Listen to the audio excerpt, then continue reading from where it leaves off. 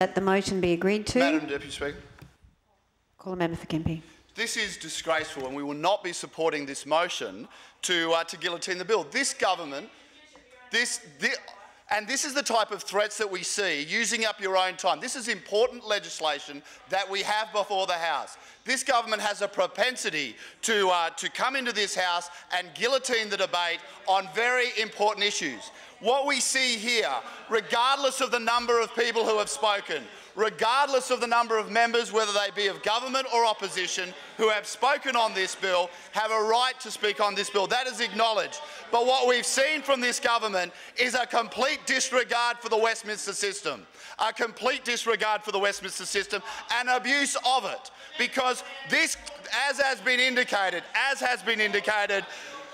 Madam Deputy Speaker, this bill has 872 clauses. They all, whilst we are supporting the bill, there are issues of concern that need to be clarified. There are issues of concern that the community has raised with us in our consultation that were not adequately addressed by their consultation with the government. Indeed, I use as the example the Environmental Defenders Office, who were disgusted with the response that they received from the Minister for Sustainability and the Minister for Infrastructure and Planning in their failure to adequately explain why they would not adopt their amendments. So what we find, Mr Deputy Speaker, is a requirement for us to properly analyse this legislation, to properly go through it with a fine-tooth comb, to ensure that the concerns that the community have raised, the concerns that we have as members within this House are able to be adequately addressed.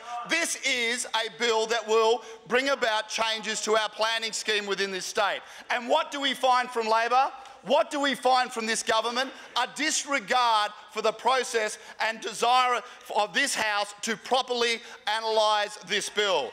There are significant questions that need to be addressed, significant concerns that have been raised by many in this area with regards to inconsistencies in drafting, with regards to legal precedents that have occurred previous that do not appear to be addressed in this bill. It is beholden on all of us as we come into this House, elected as members to represent our community and to analyse legislation as it comes through, that we are given time to properly do that.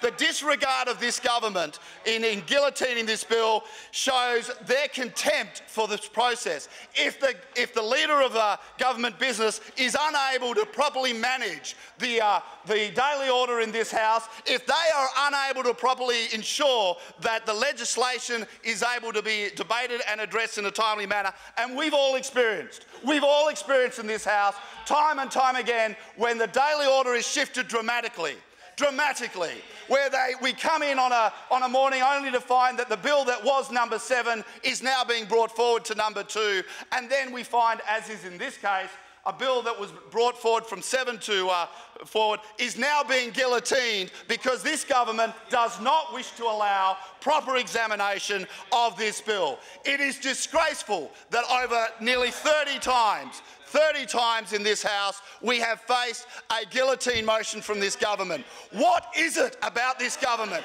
and their arrogance? What is it about this government and their contempt? What is it about this government and their disregard for this Parliament that they continuously come into this House and guillotine debate after debate?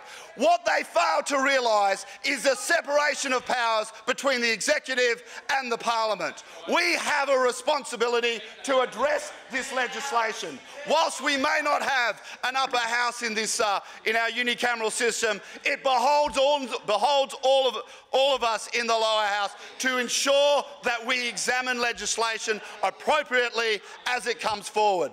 The disregard that we find on an important bill like this, a bill that will ensure, and I note the interjections from the Minister opposite, because again what we find is there's a principle at stake here.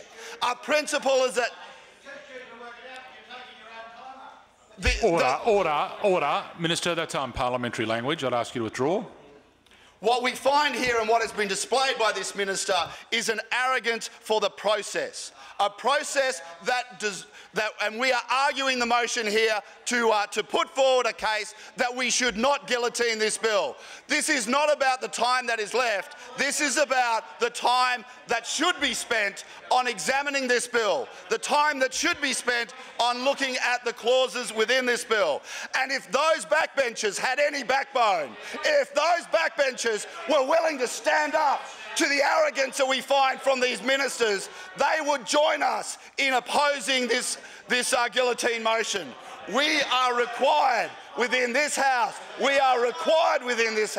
to properly debate this. But what do we find? What have the people of Queensland got if they've got a Labor member? Let me tell you what the people of Queensland have got. They've got a spineless individual. They've got someone who won't stand up to the government. They've got someone who won't ensure that proper legislation is debated within this House. I say to the people of Queensland, look upon them as a burden to you, because there is no opportunity with them within this House to ensure... Member for Gympie, we have a point of order. Member for Bundamba. Point of order. I'm just concerned about the state of health of the member in question. That's not a point of order.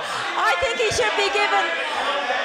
should be given a tablet to quiet himself down. Order. The member for Gympie has the floor, has the call. Mr Deputy Speaker, I am touched. I am touched that she is concerned. And can I note that the honourable member is one who has backbone.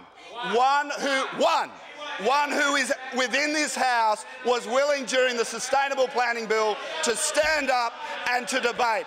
And may I openly qualify my remarks that any other Labor member except for the should join with the member for Bundamba in having that courage to stand up. What we see in this House from Labor members when they do stand up is they are summoned to explain themselves, summoned to acquit their explanations to those within the Labor Party who would like to see a unified team. Well, this House has a responsibility. We sit here not only within our parties, but we sit here within our responsibility as local members.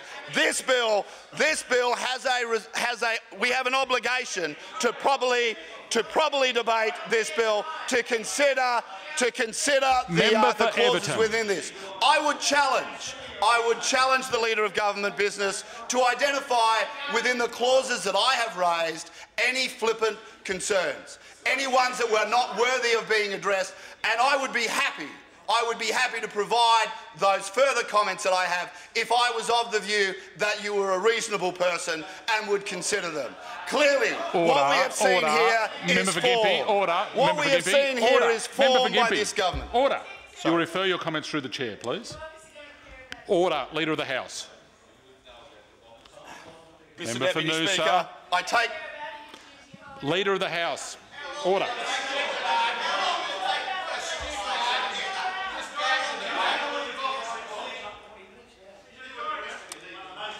Order. You want to speak? Order.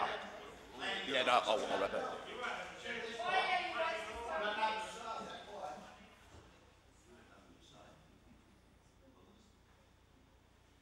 Member for Gympie has the call. Thank you, Mr Deputy Speaker. It is incredulous that the Leader of Government Business in this House would indicate that we do not take this bill seriously when we are arguing for further time to examine it. What we see within this House and what we see is shown by this example here to guillotine the debate is that the government does not take this bill seriously. The government does not take the procedures of Westminster Parliament seriously, and we will not be supporting this guillotine motion.